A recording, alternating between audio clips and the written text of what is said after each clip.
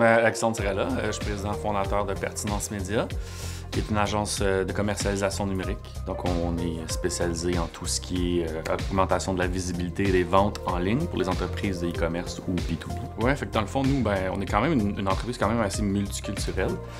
Puis on a aussi quand même beaucoup de clients à l'extérieur du Québec, ce qui force un peu l'anglais. À la base, le français demeure quand même quelque chose de très important pour nous. Dans le fond, toutes les rencontres se passent en français.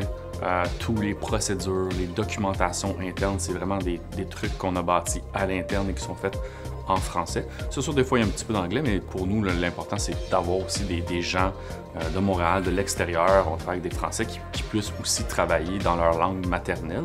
Je pense qu'un des premiers conseils que je donnerais, c'est dans le fond, c'est si les outils que vous utilisez sont disponibles en français, de les utiliser en français.